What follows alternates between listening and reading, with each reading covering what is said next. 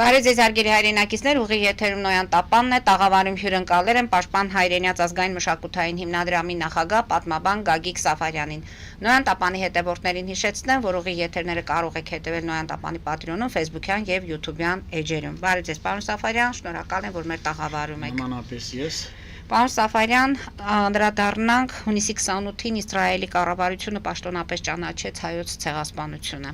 Բանաձևը ներկայացվելու Իսրայելի խորհրդարան, վերջնական քվեարկության եւ Իսրայելի արտգործնախարարը նշում է, որ ճանաչումը բարոյական թե պատմական պարտականություն է։ Նեթանյահուն հայտարարել է, որ աջակցում է հայոց ցեղասպանության ճանաչման նախագծին։ Արձագանքներ են եղել Թուրքիայի կողմից եւ ամեն դեպքում Թուրքիայի արտգործնախարարությունը նշում է, որ Գազայի այդ ցեղասպանական գործողությունները կոծկելու համար քաղաքական որոշում է կայացրել Իսրայելը։ Ինչ խաղ է խաղում Իսրայելը, սա ում համար է եւ որտեղ ենք մնում մենք։ Ուզում եմ ասել, որ կարծեք թե թեժ գարնանը պիտի փոխարինելու գալ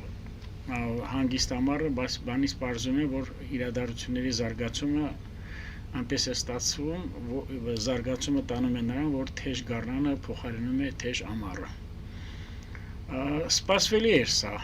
Ամիսներ շարունակ, ամիսներ առաջ դեռևս խոսակցություններ կար իսրայելական տարբեր շրջանակների հասարակական, քաղաքական, ինչու՞ չնայ պետական որոշակի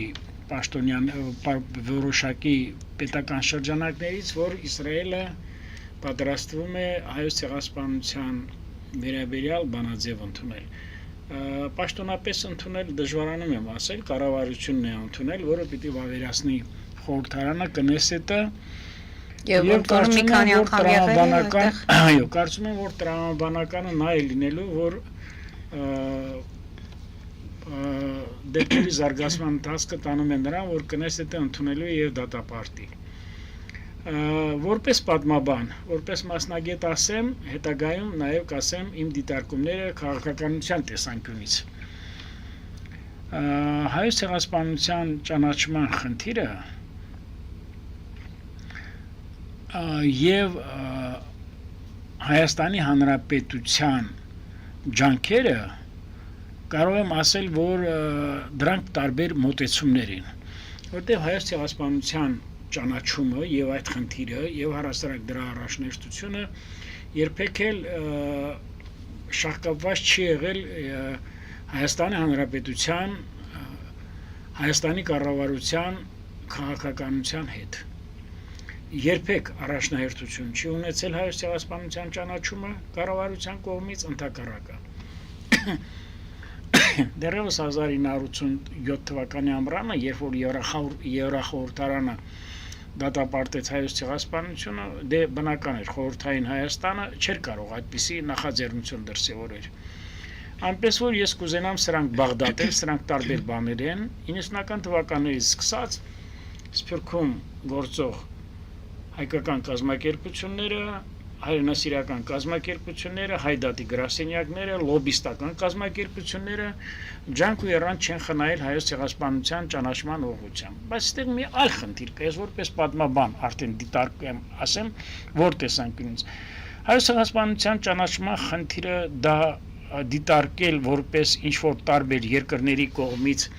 հերթական ապացույց Թուրքիայի հետ կամ Թուրքիային բերել արճակատման կամ չգիտեմ տետատետ դեմ առ դեմ կանգնեցնել։ Այսինքն ինչպես վարչապետն է ասում, զենք են օգտագործում։ Ես դեռևս դրան չեմ ուզում անդրադառնալ։ Ուզում եմ ասել հետեւյալը. 1919 թվականի գարնանը եւ աշնանը Օսմանյան կայսրությունում տեղի է ունեցել բազում դատավարություններ, հայոց ցեղասպանության, չասեմ, հայերի հանդեպ կոտորածների բարբարոսությունների վերաբերյալ եւ երիտթուրք պարագլուխները բոլորը ենթարկվել են մահապատժի։ Մի մասը հերրակակարգով։ Մահապատժին ենթարկվել նաեւ հայոց ցեղասպանություն իրագործած բազմաթիվ կազմակերպությունների ներկայացուցիչներ եւ ուրեմն զինվորականներ։ Եվ տասնյակ մարդիկ, հարյուրավոր մարդիկ նետվել են Մալթայի բանտը։ Եվ դա դատարանի որոշմամբ, Օսմանյան կայսրության բարձր դատարանի որոշմամբ եւ այդ բոլոր փաստաթղթերը կան, այսինքն իրենք թուրքերը Օսմանյան կայսրության կառավարությունը եւ դատական ատյանները խստիվ կերպով դատապարտել են հայոց ցեղասպանությունը։ Այնպես որ եթե մենք պիտի Թուրքիայի ղեկավարության, թուրքական կառավարության հետ սա պիտի քննարկենք կամ ասենք սա է եղել, մենք այստեղ անելիք չունենք, որովհետև բավական է նրանց ասել, որ դուք եք ինքներդ ընդունել եւ դատապարտել։ Այլ բան է, որ այն ժամանակ օգտագործվել է կոտորածներ, ջարդեր, չէ, մասակ կամ ասենք crime action եւ այլ, բայց այս ցեղասպանություն տերմինը սոյքրեմ, ոնց որ իրենք թուրքերն են ասում, բոլորս գիտենք, որ դա օգտագործվել է երկրորդ աշխարհամարտից անմիջապես հետո լեհ կամ հրյա Լեհաստանի հրյա Ռաֆայել Լեմկինի ուրեմն հայտնի աշխատությունների շնորհիվ։ Այնպես որ սա պատմագիտական տեսանկյունից ասեմ, եւ վերջին հաշվով ես ասեցի, որ մեկը թուրքական կամ Օսմանյան կայսրության բարձր դատարանի եւ նրանց դատական ատյանների կողմից,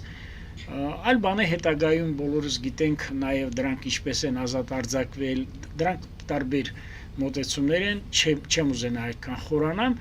եւ հատկապես նաեւ Միացյալ Նահանգների կողմից ընդունված հայոց ցեղասպանության ճանաչման դատապարտման այդ փաստը, որը ամենաճճացող եւ ամենաուրեմն անառարկելի մոտեցումն է։ Այնպես որ ես ինքս սա համարում եմ հերթական, ասենք պատմագիտության տեսանկյունից, գիտության տեսանկյունից համարում եմ հերթական ուրեմն քայլը այս ուղղությամբ, առավել եւս որ մի երկիր է ընդունում հայոց ցեղասպանությունը, որի համար հոլոկոստը ամեն ինչով, ուրեմն այս ոլորտում ամեն ինչով անառարկելի եւ ուրեմն այլընտրանքից դուրս է եւ ամենաառաջնահերթ խնդիրն է, առաջնահերթ դատապարտումն է մարդկության կողմից։ Նկատի ունեք, որ արդարության համար է այս ամենը անում մի երկիր, ես կարծում եմ, սա ավելի շատ հիմա ես անցնենք քաղաքականությանը, սա ես կարծում եմ ավելի շատ պետք է դիտարկել աշխարհաքաղաքական շահերի փոփոխության եւ աշխարհաքաղաքական շահերի ավելի շատ համընկման հակասությունների եւ ինչու՞ չի նաեւ ասենք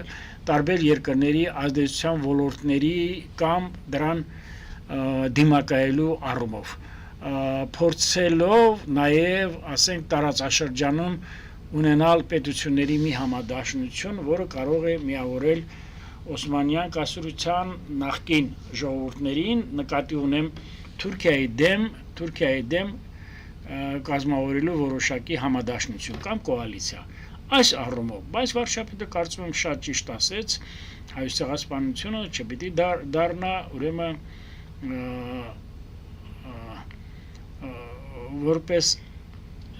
այսպես ասած զենք, ինքը մի քիչ ուրիշ բառով ասեց, չէ, կարծեմ ասեց ցեղասպանա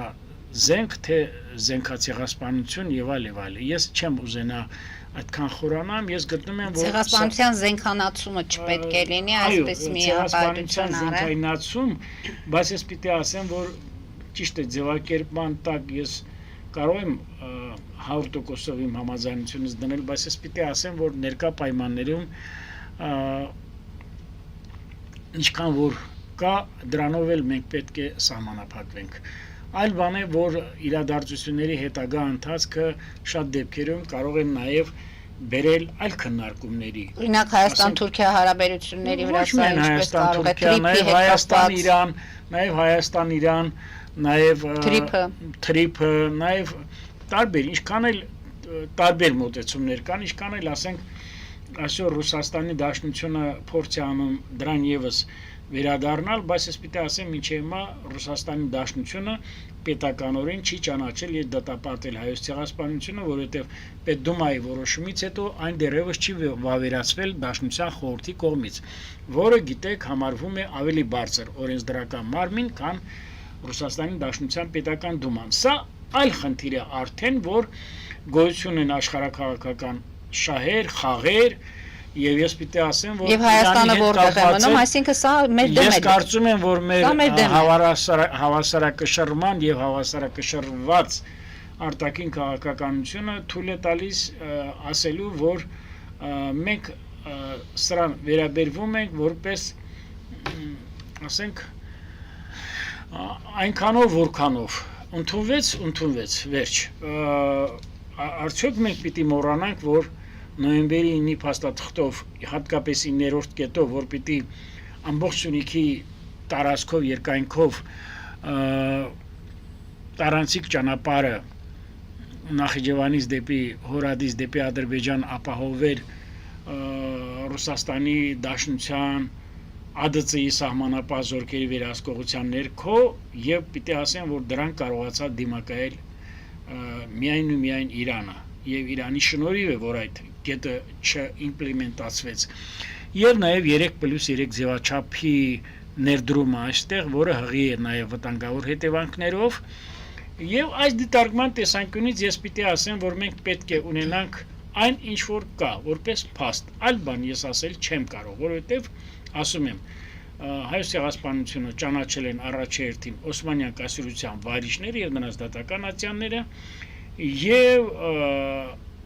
Հայոց ցեղասպանության ճանաչումը դարձնել մեր պետական քաղաքականության առանցք, կարծում եմ մեր կառավարություն ներկայումս էլ դա բանը առաջնահերթություն չի ընդունում որպես եւ նաեւ Միացյալ Նահանգների կողմից ընդունված Հայոց ցեղասպանության դատապարտման մասին օրինագիծը եւ դատապարտելու օրենքը թույլ է տալիս մեզ ասելու, որ սրանք այնպիսի իրողություններ են, որ այլևս մենք պիտի այս քաղաքականությունը ոչ թե չշարունակենք, այլևս մենք պիտի սպասենք նրան, որ թուրքերը պետք է առերեսվեն, Թուրքիա Հանրապետությունը պետք է առերեսվի այս փաստի հետ, որը կարծեմ ներկա պայմաններում մեր համար գնալով տարածաշրջանում կայուն խաղաղության հաստատման, ճանապարհների ապաշրջափակման, տարբեր երկրների միջև, հատկապես մեր հարևանների Թուրքիայի, Ադրբեջանի միջև դիվանագիտական հարաբերությունների հաստատման հարթակում կարծում եմ ժամանակավոր է սրանք։ Իսկ Ալիև ինչպիսի ընտրության առջև է կանգնում այստեղ, պարոն Սաֆարյան, մի կողմը Թուրքիան է, մյուս կողմը Իսրայելը եւ Փորձ անեմ մոտավորապես ասեմ հետեւյալը, կարծում եմ Ալիևն էլ է քաջ գիտակցում, որ Հայաստանի Հանրապետության կողմից չի կարող այս փաստը շահարկվել, չի կարող այս փաստը Հայաստանի Հանրապետության կառավարությունը համարել առաջնահերթություն այն տեսանկյունից հստակ գիտակցելով, որ դա կարող է նաև վնասել Միացյալ Նահանգների եւ Եվրամիության հովանավորության ասեմ, աջակցության ասեմ ներքո ուրեմն խաղաղության եւ անվտանգության հաստատման ճանապարհին չի կարող սալնել խոչընդոտ։ Ես կարծում եմ արդեն մնացած դետալները քննարկումների առումով ժամանակը ցույց կտա։ Ժամանակը ցույց կտա, ոչ միայն ժամանակը ցույց կտա, ես կարծում եմ, որ սրանք ուրեմն պիտի մեկը միշտ բացառել, որովհետեւ այս առումով ես ասեմ, որ խստիվ կերպով պետք է հստակ խստիվ կերպով Հայաստանի Հանրապետության կառավարությունը իր քաղաքականությանը հետևի, հատկապես բազմավեկտոր, բազմաթիրախային արտաքին քաղաքականությունը շարունակելու համար, որը տեսնում ենք, որ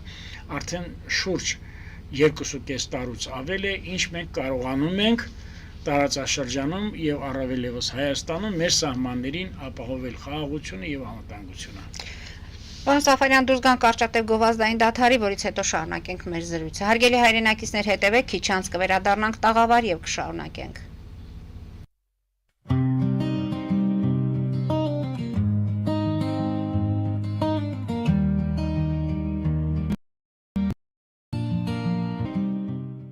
Ֆելիչե ժամանակակից ատամնաբուժական կլինիկա։ Այստեղ հարմարավետությունն ու խնամքն առաջնային են։ Այստեղ կիրառվում են ատամնաբուժական ամենաժամանակակից տեխնոլոգիաներ, ճշգրիտ ախտորոշում, արդյունավետ բուժում, նուրբ փորձառություն եւ անհատական մոտեցում։ Սկսած սովորական մանրուքներից մինչև առաջադեմ ընթացակարգեր, այստեղ դուք գտնվում եք բարձր որակավորում ունեցող եւ փորձառու ատամնաբուժական մասնագետների ձեռքերում։ Մեր բարեկամական եւ հյուրընկալ անձնակազմն այստեղ է յուրաքանչյուր այցը հաճելի դարձնելու համար։ Ֆելիչե։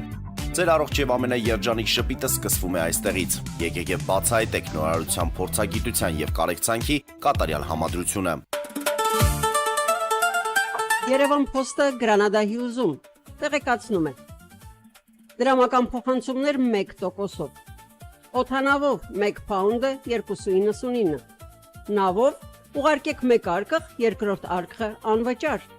Ավտոմեքենաների փոխադրում անհավատալի արժեքներով։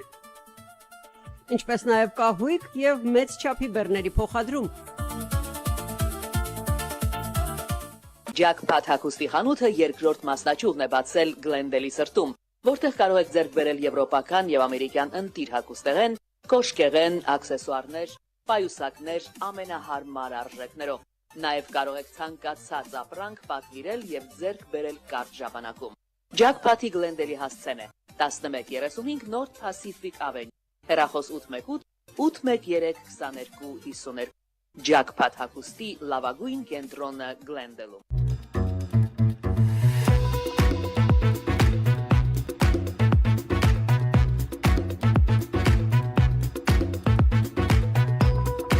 Արարատ ռեստորան, ընտանեկան եւ ընկերական ժամանցի լավագույն հասցե, սիրված արտիստներ, հյուրընկալ մթնոլորտ, հարուստ ճաշացան, անմահական խորտիկներ։ Արարատ ռեստորան, հասցեն անփոփոխ, սիրով սպասում ենք ձեզ։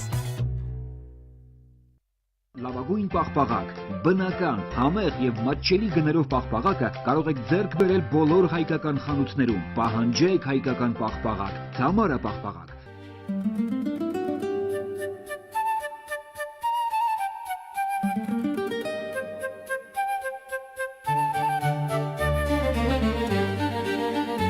Նոյան տապան տպարան, Նոյան տապան հրատարակչություն, շարվածքից մինչև տպագրում, զանգահարեք, գրեք, այցելեք, միասին պատրաստենք ձեր գիրքը, ամսագիրը կամ թերթը, որտեղ նշվելու է, տպագրված է Նոյան տապանում։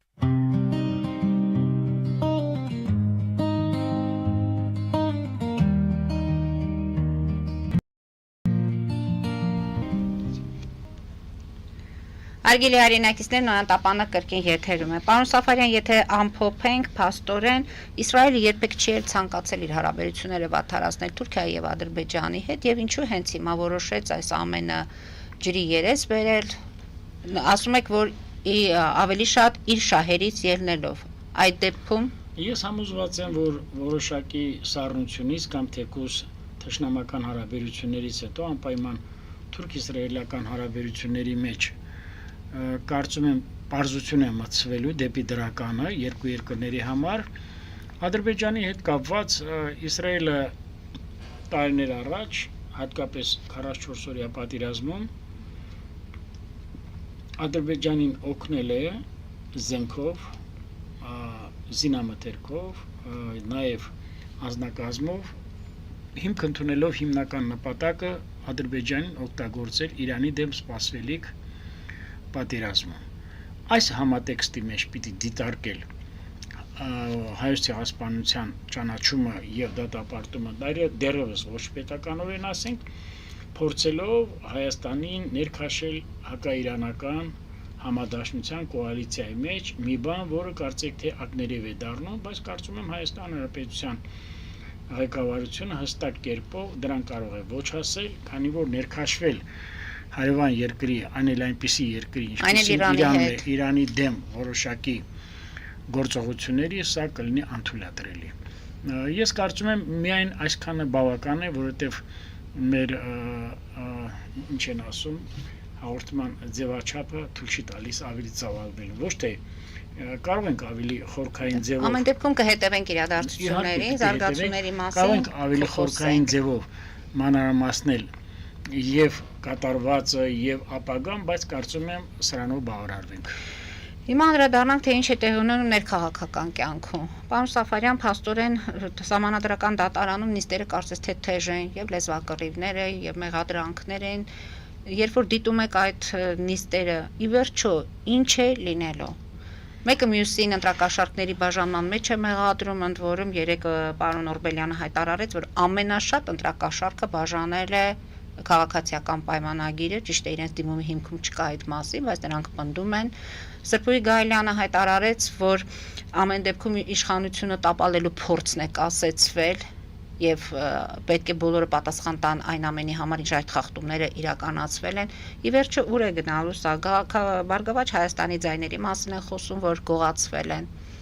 Ինչ է լինելու սահմանադրական դատարանից։ Ես ապշած եմ նման մոտեցումներից, իրարամերժ եւ հակոտնյա դրսեւորումներից, բայց ես փորձեմ մի քիչ, ինչպես են ասում, փակագծեր բացել եւ իրադարձությունների մեջ խորանալ։ Ես հակված եմ եղել, որպեսզի ապրիլ ամսին կենտրոնական դրական հանձնաժողովը եւ Հայաստանի կառավարությունը այդ երեք քաղաքական ուժերի դեմ այնպիսի ուրեմն քրեական գործեր հարուցել, որ այդ երեք ուժերը օրենսդրական ճանապարհով իրավունք չունենային մասնակցել 2026 թվականի հունիսի 7-ի համապետական ընտրություններին։ Փաստերը առերևույթ են, հանցագործությունները կան, տասնյակներով, հարյուրավոր, հազարավոր եւ ավելի շատ պիտի հենվեր այդ երեք ուժերի քաղաքական այսպես կոչված, որովհետեւ ես դրանց քաղաքական ուժեր չեմ համարում, ես դրանց համարում եմ քաղաքական բանդաներ, քաղաքական ոհմակներ, դրանց ներկայացուցիչները ամբողջովին խրված են եղել բազում հանցագործ արարքների մեջ։ Բայց եւ այնուհետեւ ընթացքն էլ ցույց տվեց, որ աշխարհակերության դեպքերը անասելի ծավալների են հասել։ Գալով նրան, որ Բարգավաճ Հայաստանի եւ Հայաստան Դաշինքի եւ Ուժեղ Հայաստան դες դրանց համարում եմ մեկ ուղղություն ընդամենը, որովհետեւ դրանք ընդամենը խամաճիկի պես սնվում են եւ առաջնորդվում են եւ ղեկավարվում են մի կենտրոնից։ Ես պիտի ասեմ, որ դրանց փաստաբաններին սկսած 2018 թվականից ես դրանց չեմ դիտարկում որպես իրավաբաններ, որպես փաստաբանական ծառայություն մատուցողներ։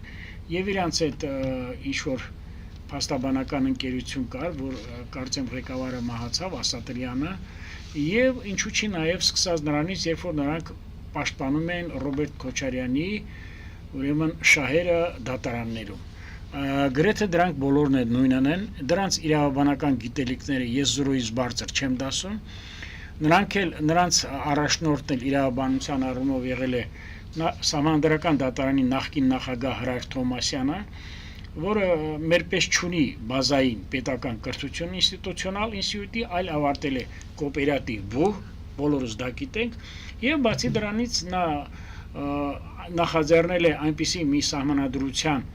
այսպես կոչված կարկատում, կարում եւ այլը, որը փորձ էր անում Սերժ Սարգսյանին դարձնել վարչապետ։ Իհարկե դարձրեց, դա համարվում է երրորդ ժամկետ, բայց ինչպես ասում են, իրադարձությունները այնպես զարգացան, որ կարծեք թե նրանք մնացին ձեռնունայն։ Այսինքն մենք այնպիսի մի իրավիճակի ենք հասել, որ այս փաստաբանները ներկայումս այս երեք ուժերի, ինչպես որ ասացես, դրանց քաղաքական միավորներ չեմ համարում, պարզապես հանրային քաղաքական ինչ որ օղակներ են կամ չգիտեմ, դրածոններ են, որոնք սնվում են մի տեղից, ղեկավարվում են մի կենտրոնից, եւ սրանց իրավաբանական գիտելիքները կամ զրոյ են, կամ էլ ուղղորդված են, կամ էլ ծայրահեղ կերպով ուրեմն սուբյեկտիվ են եւ ապակառուցողական։ Նկատի ունեք արդարության համար չեն գնացել սահմանադրական արդարության համար չեն գնացել։ Պարզապես իրենց հիմա ես որ իմ գովեստի խոսքը ասեմ ԿՊ կուսակցության շահերի ներկայացուցիչներին Սահմանադրական դատարանում եւ Գալյանին եւ Ջուլակյանին, հա, կարծեմ, չէ, երկուսով էին, չէ, պիտի ասեք, ես կառավարության կամ իշխող քաղաքական ուժի ներկայացուցիչներին աջակցում եմ։ Այն փաստարկները, որ բերեց արդարադատության նախարարը Տիկին Գալյանը, Ուժեղ Հայաստանի շահերի պաշտպան Վարդևանյանի Օրբելյանի, Խուդույանի եւ մյուսների դեմ պարզապես այնքան ուրեմն հուշկու էին, այնքան զորեղ էին, որ նրանք նույնիսկ նրանց պատասխանների մեջ ակնհայտ կերպով երևում էր ուրեմն սուբյեկտիվ կողմնակալ մոտեցում եւ ինչու՞ չէ նաեւ շատ հարցերի ոչ թե խուսափում էին, այլ նրանց բագաժը ինտելեկտուալ նրանց մարտնչող անգրագիտությունը թույլ չէր տալիս, որպեսզի դրան անդրադառնային 100 պատշաճի։ Ես կարծում եմ, ես ասացի, իմ կարծիքս նա եղել, որ այդ 3 քաղաքական միավորները չմասնակցեին համապետական ընտրությունների եւ նախկինում նրանց կատարած հանցագործությունները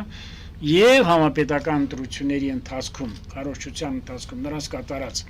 հանցագործությունները, որովհետեւ այդ կաշառքները բաժանվել են հստակ կերպով, ասում եմ, 3 քաղաքական միավորների ղեկավարների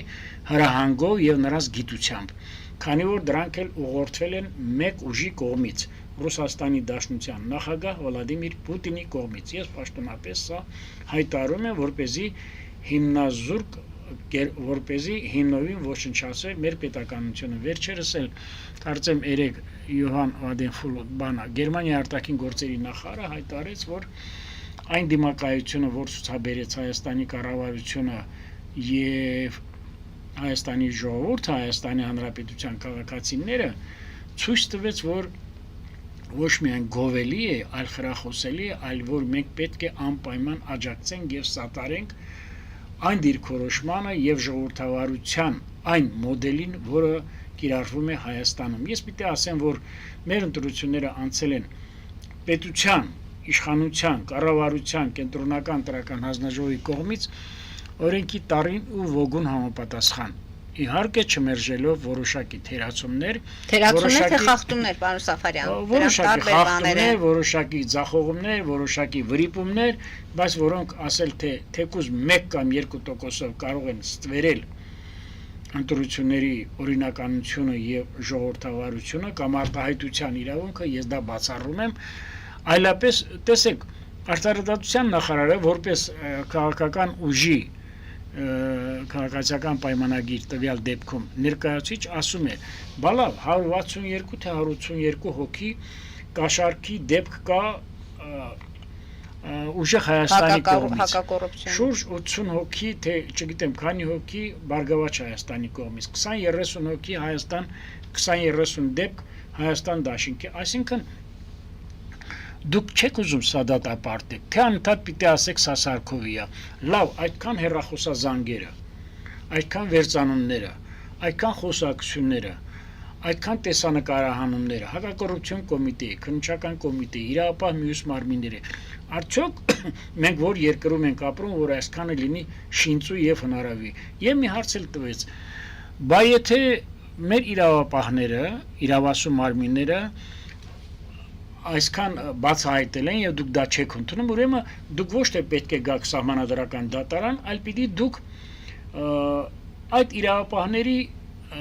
գործողություններն ու գործունեությունը դիտարկեք ոչ իրավաչափ։ Նրանց վրա պետք է դուք հարց հարուցեք քրեական գործեր ստեղծելու համար, որովհետև եթե այդքանը շինծու են, ապա դրանք պիտի պատասխան տան։ Հանցագործության մասին պետք է հաղորդումներ ներկայացրեք։ Ես տեսեք, ես մի բան ասեմ։ Եթե մեր երկիրը ժողովրդավար չլներ, ապա սահմանադրական դատարանը պիտի սա չընդուներ։ Հստակ ասում եմ, մեր երկիրը ժողովրդավար է, մեր երկիրը ժողովրդավարության առումով ունի մեծ առաջընթաց եւ շարունակելու է ժողովրդավարության ուրեմն բոլոր ձեռքբերումները, բոլոր առումներով, եւ լրագրության առումով, եւ դատական իշխանության առումով, եւ հակակոռուպցիոն պայքարի առումով, եւ արտաքին քաղաքականության առումով, եւ օրենսդրական գործունեության առումով մեր ժողովուրդը տեսնում է, որ ինչ է կատարվել մեր երկրում, փորձ է արվել կաշառքի ճանապարհով, փողի ճանապարհով, եթե առաջներում նախկինում ասում է ժողովրդին մոլորացնել, զոմբիացնել, ապա ես պիտի ասեմ, որ օգտագործվեց լրտեսական եւ գործակալական մեծ ցանց։ Ես նույնիսկ 1 րոպե չեմ ապշում եւ արդեն չեմ զարմանում, որ այստեղ ովքեր են եղել ընդգրկված։ Հիմա թվարկեմ։ Եթե նախկինում մենք ասում ենք հայբրիդային սպառնալիքներ, հայբրիդային պատերազմ կամ սող փաուր, չէ՞։ Հիմա ես հստակ կերպով ասում եմ, որ ոչ, ընդգրկված են եղել հակապետական գործունեության մեջ, ովքեր։ Հանրաքելական եկեղեցու վերնախավը։ Դա ձեր կարծիքն է։ Իր վերնախավը, իր բարձր եպիսկոպոսներով ներառյալ նաև ուրեմն ճակերտավոր Կաթողիկոսով։ Բայց հիմա լուր է եկեղեցին։ Եկեղեցին եթե չի շնորհավորել կառավարությանը, եթե չի շնորհավորել քաղաքական ուժին հաղթանակի համար կամ հաջողության համար, Դե քանի դեռ վիճարկվում են արդյունքները, գուցե շնորհավորանքները պետք չեն։ Ինքը նա պիտի եկեղեցին պիտի դրան չսպասեր։ Առաջինը պիտի եկեղեցին շնորհավորեր, որովհետև եթե նա զորավիգ է պետությանը եւ երկրորդ տեղի են ունեցել անցնցում իրադարձություններ, համապետական ընտրություններ, նա պիտի արդյունքները առաջինը պիտի նա ողջուներ եւ շնորհավորեր։ Բայց հաշվի առնելով այս իշխանությունների եւ դրանց իմ արժի համակարգը այլևս այնպեսին է, որ ես թույլ չեմ տա։ Անկախ ամեն ինչից ինչպես էր հարաբերությունները, պետք է այս փորձը, այս քայլը արվեր եկեղեցու կողմից, կարծում եմ անպայման։ Ես թույլ չեմ տա այս շնաբարո բարոյազուրկ հոգեվորականների վերաբերյալ այլևս շատ խորանալ, որովհետեւ իմ կարծիքս դուք լավ գիտեք, ամիսներ շարունակ միշտ ասել եմ։ Երկրորդը Հայաստանում ծվարած հակապետական ռուսական ուժերը, ոչ թե պրոռուսական, այլ ռուսական ուժերը, որի մեջ մտնում է Գազպրոմ Արմենիայի, ուրեմն ողջ անձնակազմը ավելի քան 90%-ով, հեցի մեծ մասը, որ դեռևս չեն հասկացել, որ ինչ է կատարվել երկրում, ռուսական երկաթուղու, ուրեմն հարավային Կովկասի բաժանմունքի Հայաստանի մասնաճյուղը, որը համարվում է լուրջ սպառնալիք, 102-րդ ռազմաբազան, ինչու՞ չի նաև Ռուսաստանում փայլուն կերպով ծվարած հայկական Հայաստանից փախած քրեոլիգարխիկ տարերը եւ իրավական այն ուժերը, որոնք եղել են գլխավոր դատախազ, մարտի 1-ի գործով քննչական խմբի ղեկավար, գլխավոր շտաբի պետ, նախկին պաշտպանության նախարար, որոնք կարծես թե ավելի ստոր կերպով են պայքարում մեր պետությունը կործանելու համար, քան իրենք Ռուսաստանի Դաշնության ղեկավարությունը Պուտինի գլխավորությամբ։ Գիտեք իմ համար որն է այստեղ ձեռք բերումը եւ բաղդատելը եւ հստակ կերպով տարանջատելը, որ մեր ժողովուրդը այնքան իմաստություն եւ քաջություն ունեցավ, որ կարողացավ հասկանալ ինչ է նշանակում Ռուսաստան, ռուս ժողովուրդ եւ ինչ է նշանակում Ռուսաստանի Դաշնության ղեկավարություն, որովհետեւ մենք տեսնում ենք, որ այսօր Ռուսաստանում այնպիսի մի չափերի է հասել վառելիքաէներգետիկ ճգնաժամը, որ կարծեք թե արդեն իրենց ժողովուրդը, նույնիսկ իրենց ղեկավարության շատ ներկայացուցիչները դժվարանում են հասարակական տրանսպորտով, անձնական մեքենաներով Կարող է դա ինչ-որ շարժվել։ բողոքի ալիք բարձրացնել, պարոն Ես Սաֆարյան, ճիշտ փորձագետներ, որ ասում են ռուսական արդեն քաղաքական կյանքի մեջ չեմ ուզում ներթափանցել, ինձ ավելի շատ այսօր հետաքրում է մեր ժողովրդի, մեր պետության եւ մեր հասարակության զարգացումը անցնցում կերպով։ Ես պիտի կրկին շեշտեմ, որ դեռևս կիսատ ասացի եւ ծվարած ռուսական այո, այդ օլիգարխիկ եւ այդ ուժերը, որոնք ժամանակին զբաղեցրել են պաշտպանության նախարարության համակարգում եւ իրավական ուրեմն կառույցներում շատ բարձր դիրք եւ ինչու՞ չի նաեւ այն բազմաթիվ կազմակերպություններ, հասարակական ասեմ, որոնք ուղղակի բարիզ բունիմատոս սաբոտաժ են անում Հայաստանի, փորձում են ասենք սաբոտաժ անել տարբեր ոլորտներում, հասարակական քաղաքական կյանքում, արտաքին քաղաքականության մեջ։ Դրանց թվին պետք է ես դասեմ ուրեմն դիվանագետներին, որոնք ունենալով կրթություն, բայց տեսնում են, որ նրանց օգտակար գործողության գործակիցը 0-ից ցածր է, եւ ինչու՞ չի նաեւ զանազան սպաների միություն, հատկապես ազգային անվտանգության ծառայության նախկին սպաների միությունը, որոնք զբաղված են ուրեմն պետականաքանդման եւ քայքայիչ գործունեության ուրեմն ուղղությամբ այդ ծրագրերով առաջ են տանում այդ ծրագրերը իրենք ամբողջովին կաշառված ամբողջովին պետական մտածելակերպի զուրկ նույնիսկ նրանց մասնագիտական որակները այնքան ցածր են որ ես զարմանում եմ թե ժամանակին ինչպես են նրանք դարձել ազգային անվտանգության ծառայության կամ նախարարության տնօրենի տեղակալներ, վարչության պետեր, գերատեսչության ղեկավարներ,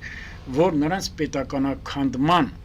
գործունեությունը ուղղակի զարհուրելի չափելի է հասել եւ նրանք դարձել են պարզապես դավաճաններ, ուրիշ ոչ մի բան ես նրանց չեմ կարող ասել։ Ահա այս ամենը իմի բերելով ներկայացնում են Ռուսաստանի Դաշնության նախագահին, որը չի շտապում շնորհավորել Հայաստանում տեղի ունեցած ժողովրդավարության հիմքով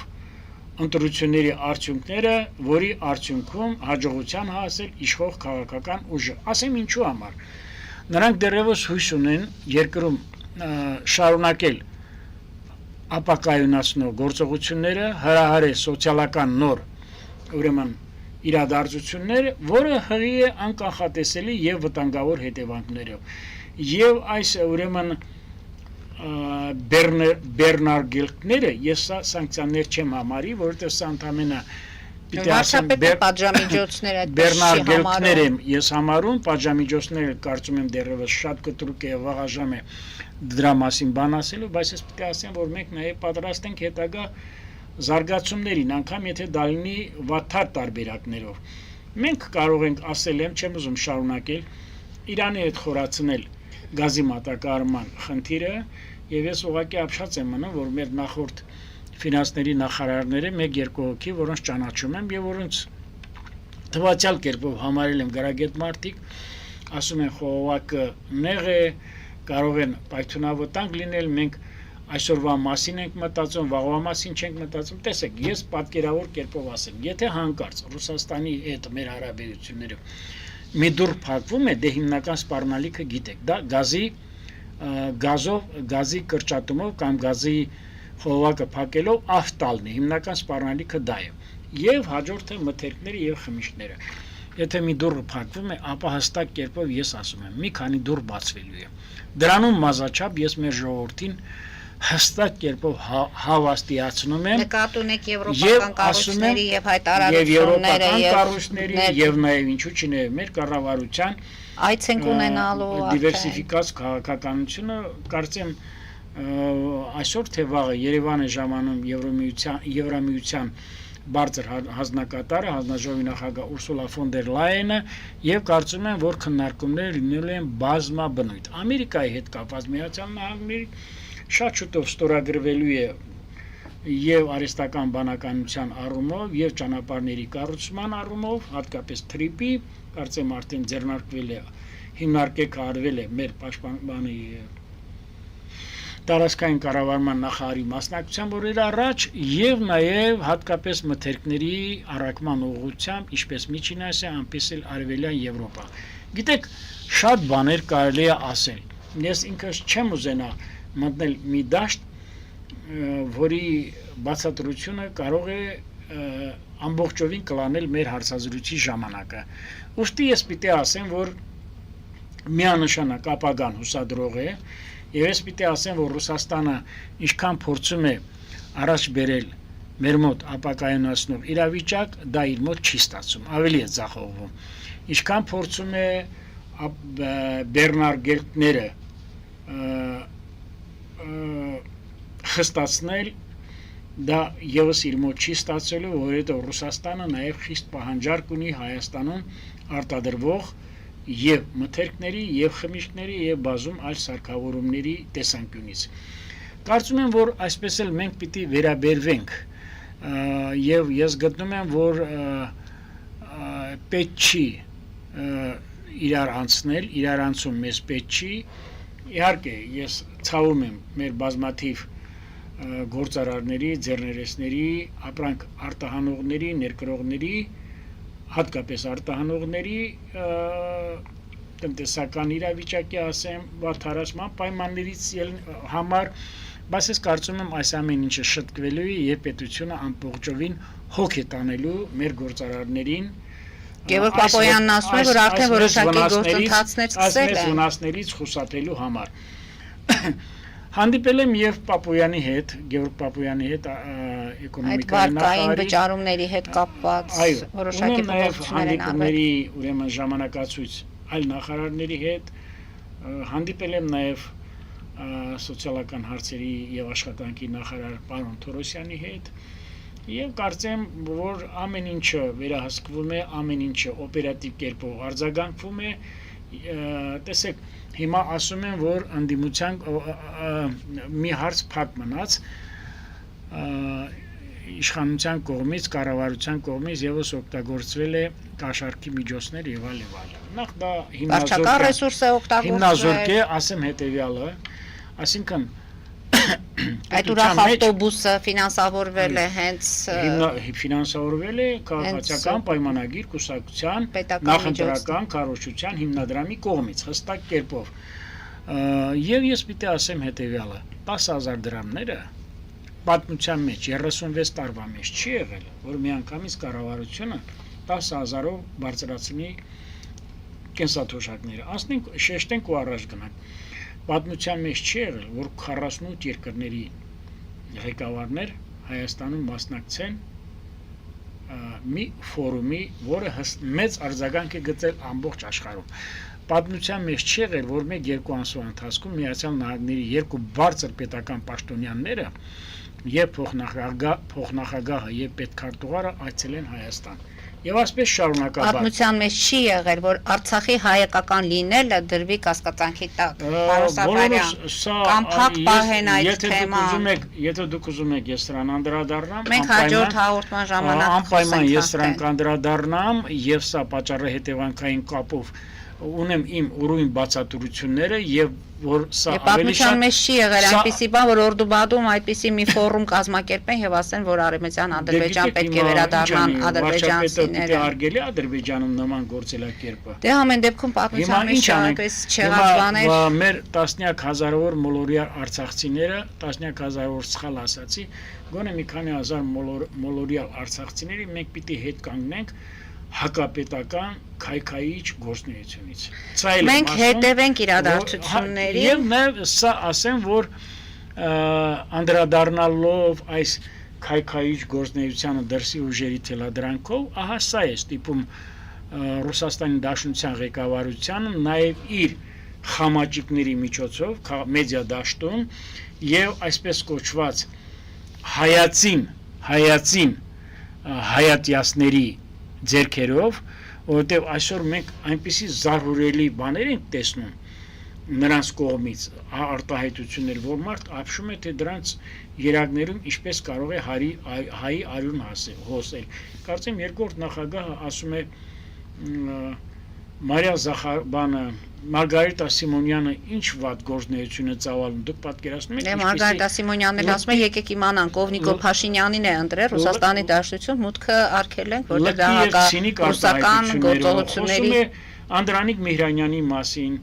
ժամանակին ես եմ Անդրանիկ Միհրանյանին եւ Ռոբերտ Քոչարյանին իրար ծանոթացրել Ստեփանակերտում 1988 թվականին, բայց հիմա դա անցել է, դրա մասին չեմ ուզում խոսել։ Այն հակապետական գործունեությունը, որ ծավալում են Հայաստանի Հանրապետության քաղաքական այս ուղղությունները, սա ոչ թե պետք է դատապարտել, այլ պետք է արգելել եւ նրանց գործունեությունը եւ նրանց ֆիզիկական ներկայությունը Հայաստանի Հանրապետությունում, ուղիղ կերպով ասում եմ, կա մի օրենք, որը կոչվում է, կա մի մոտեցում, որը կոչվում է օստարակիզացիա, աստրասայս, խեցեվճիր, որ դրանից հետո նրանք իրավունք չունեն մուտք գործել Հայաստանի Հանրապետության տարածք, ոչ թե պերսոնա նոն գրատա բան, սրանք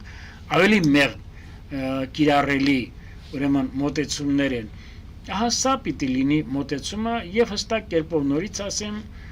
նշмарվում է ընդամենը մեկ բան ապօրինի կերպով, էժան, հեշտ կերպով ձեռք բերած իրենց սեփականությունը պահպանելու նպատակով։ Միայն նրանց քայքայիչ եւ պարակտիչ գործունեության հիմնական նպատակը սա է։ Պարոն Սաֆարյան, իրադարձություններին հետևենք, որտեղ մի քանի օրից հետո կունենանք Սահմանադրական դատարանի որոշումը արդյունքների հետ կապված, կտեսնենք ինչ քաղաքականություն կվարի ընդդիմությունը, ընդ որում նախատեսում են, խոսում են նաև Ծառուկյան, Կարապետյան, Քոչարյան հանդիպման մասին, կտեսնենք ինչ են որոշելու։ Հետագան, հիմա ես եթե ունենք մի քանի րոպե հետագան այս երեք ուժերի, այսպես կոչված ուժերի համախմբան առումով բերելու է ամբողջովին կործանման այս երեք քաղաքական ուժերի։ Կործանմանը, հենց իրենք են կործանվելու։ Ամբողջովին նետվելու է քաղաքական աղբաման, ասեմ ինչու։ Այլևս ակնհայտ է դարձել կաշառքով նրանց օրենսդրական մարմնում տեղ գրավելու այդ մեծ ուրեմն այդ մոլուցքը այլևս բացահայտված է։ Եվ նրանց հաջորդ ուղղությունը փողոցային պայքար կլինի, օրենսդրական գործունեություն կլինի, հիմնված է լինելու միայն ու միայն այն հիմքի վրա, որ նրանք կաշառքով են հասել այդ ամենին։ Այլևս ակնհայտ է, որ նրանք փողով են փորձել կործանել հայոց պետականությունը։ Այլևս մեր ժողովրդին ակնհայտ է դարձել, որ քաղաքացիական պայմանագիր իշխող քաղաքական ուժը Նիկոլ Փաշինյանի գլխավորությամբ կարողացավ կանգնել եւ վճռականապես ոչ ասել Հայաստանի կողմից արտաքին ուժերի կամ արտաքին երկրների, այլ երկրների կողմից Հայաստանը ղեկավարելու փորձին։ Այլևս մեկընդմիշտ վերացել է։ Սակայն ես պիտի ասեմ, կա մի բաց եւ կա մի արատավոր, ուրեմն հետագից, որին ես ուզում եմ անպայման անդրադառնալ։ Այս երեք քաղաքական միավորների հայտնվելը ազգային ժողով իմ մոտ մեծ կասկած է հարուցում հետագա որոշումների, հատկապես երբ որ պահանջվում է ուրեմն սահմանադրական մեծամասնության ներկայության որոշումների ընդունմանը, որովհետև սրանք կարող եմ թվարկել բոլորը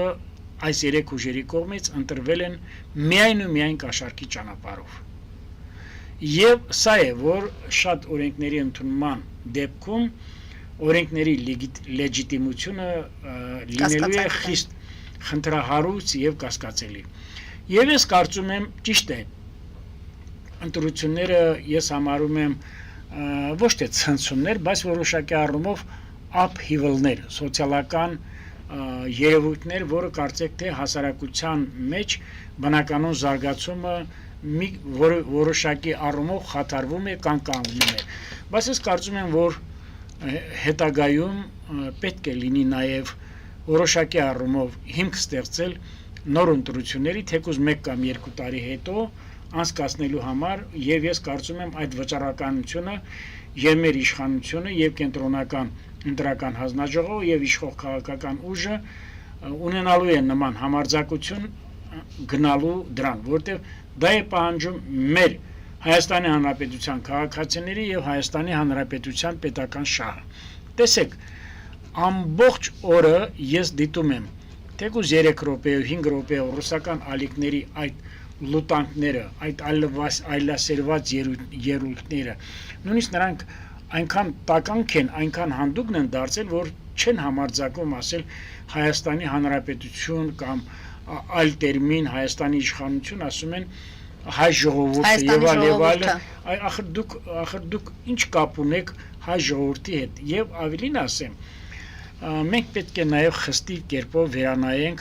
հայ-ռուսական հարաբերությունների անցած ողջ պատմությունը, մենք պետք է նաև վերանայենք հայ-թուրքական հարաբերությունները, հստակ կերպով եմ դա ասում, որովհետև մենք պետք է վերանայենք նաև հայ ժողովրդի պատմություն, թե Հայաստանի պատմություն եզրույթը, որովհետև Ռուսաստան ծվարած քրեա օլիգարխիան եւ հակապետական ուժերը չեն կարող լինել մի պատմության մեջ, որտեղ կան նաև մեր թագավորները, կան նաև Հայաստանի Հանրապետության քաղաքացիները եւ դրան ուրեմն համահունչ կերպով կամ ասենք համահավասար լինել քայքայիչ ուժերը, որոնք գտնվում են ազգությամբ հայ ուժերը, որոնք գտնվում են Ռուսաստանում կամ այլ երկրներում։ Մենք բոլորս գիտենք ինչպիսի կեղտոտ չափերի էր հասել եթե չլներ Հայաստանի Հանրապետության իրավապահպան եւ իրավասու մարմինների հետեւողական եւ սկզբունքային գործունեությունը, ես հստակ կերպով ասում եմ, որ դրված է եղել Հայաստանի պետականության լինել չլինելու հարցերը։ Մենք կհառնեինք եւս մի 1920 թվականի։ Մենք կհառնեինք եւս մի Կարսի անկման գործընթացի, բայց քանի որ արդեն մեր ժողովուրդը տեսավ ինչ է կատարում, ես կարծում եմ, որ սա նաև պիտի լինի մեզ համար դաս։ Տեսեք, ես մեկ-մեկ հարցազրույցներ եմ տալիս եւ վերջին վարքյանին ինձ ասում են, պարոն Սաֆարյան, ձեր ժամանակը լրացել է։ Ես եմ Ահա ինչու պիտի իմ ժամանակս լրանա, երբ որ ես ասում եմ այն բաները, որ մեր ժողովուրդը սա հստակ կերպով պետք է պատկերացում կազմի, որ մեր ժողովուրդը հստակ կերպով պետք է հասկանա, որ հարավային Կովկասում, հարավ-արևելյան Եվրոպայում հիմա Ռուսաստանի Դաշնության ցանկացած ներկայություն կլինի 102-րդ ռազմաբազայի, կլինի ֆիզիկական ներկայություն, կլինի այս ուրեմն գործակալական ցանցի ներկայացուցիչների միջոցով, դա ապակառուցողական է, դա անկայուն իրավիճակ է ստեղծելու հարավային Կովկասում եւ երեք երկրների հարաբերությունները, որը կարող են զարգանալ բնականon կերպով եւ ճանապարհների ապաշրջափակման եւ երկաթուղու ապաշրջափակման եւ ինչու՞ չէ նաեւ առևտրատնտեսական հարաբերությունների հիմնադրման մեկնարկի եւ աշխուժացման եւ ինչու՞ չէ նաեւ ուրեմն տնտեսական ինտեգրացիայի խորացման Ռուսաստանի Դաշնությունը փորձ է անում այսօր էլ ամեն կերպով խափանել այսպիսի ուրեմն իրավիճակը հարավային Կովկասում։ Ես կարծում եմ, որ սա արդեն պարզից էլ պարզ է եւ Սահմանադրական դատարանի որոշումը իմ համար այն գլխից էլ պարզ է եղել, որ ինչպիսի որոշում պետք է լինի, այլևս չեմ խոսում, որ մենք Սահմանադրական դատարանում ունենք այսօր այնպիսի դատավորներ, այնպիսի ներկայացուցիչներ, որոնք կարողանում են անկաշկանդ կերպով աշխատանք տանել եւ խոսել այս երեք ուժերը, հատկապես Հայաստան Դաշնքի ներկայացուցիչները Սահմանադրական դատարանի որոշումից կամ ուրեմն սուբյեկտիվ մոտեցումից, գիտեք ինչ, ասում են սելը ճռալու փոխարեն սելվորն է ճռում, թող իրենք հետ գնան, սկսեն 1996 թվականից մինչև 2017 թվականի ընտրությունները եւ խցիկների, քվյախցիկների գողությունը եւ լցոնումները եւ կաշառք բաժանելը հենց տեղամասային հանձնաժողովներում եւ մարդկանց առևանգելը եւ ուրեմն չգիտեմ, այլևս չեմ խոսում հասարակական բարքերի մասին, որ ես մի հարցազրույցի ժամանակ ասել եմ, որ մի երկրում, որտեղ թեկուզ փոխաբերական իմաստով ասեմ, մետաֆորայի տեսանկյունից ասեմ, որտեղ եղել է մարդակերություն, որտեղ մարդկանց առևանգումը եղել է սովորական բան։ Եթե մենք խոսում ենք Սարդարապետի ճակատամարտից, դրան զուգահեռ մենք ունեցել ենք Տեցի կռուգի ճակատամարտը, չգիտեմ, եւ այլ, այսքանից հետո այս ուժերը, որոնք ուրեմն պատասխանատու են եղել եւ մինչեւ հիմա էլ պիտի անպայման պատասխան տան, թե ինչու մեր երկիրը ապրել է ռազմաֆեոդալական եւ միջնադարի օրենքներով եւ ասկանից հետո նորից գլուխ բարձրացնել, ես կարծում եմ սա անթույլատրելի եւ վերջին իմ նախադասությամբ ասեմ, որ վերադարձ անցյալին այլևս բացառում է եւ այն հոխորտացող անձերը, որոնք փորձում են անցյալի ոճով նորից խոսել մարդկանց հետ եւ այլ, ես պիտի ասեմ, որ սա նրանց համար լինելու է շատ ծանր։ Նրանք պիտի ընտրեն կենաց եւ մահու ճանապարհը։ Շնորհակալություն, պարոն Սաֆարյան, այսօրվա մեր հաղորդման համար իրադարձություններին հետևենք, հարկ լինելու դեպքում կհանդիպենք այս տաղավարում։ Հարգելի հայրենակիցներ, այսօր այսքանով ավարտում ենք, հետևեք զարգացումներին, մնացեք խաղաղությամբ։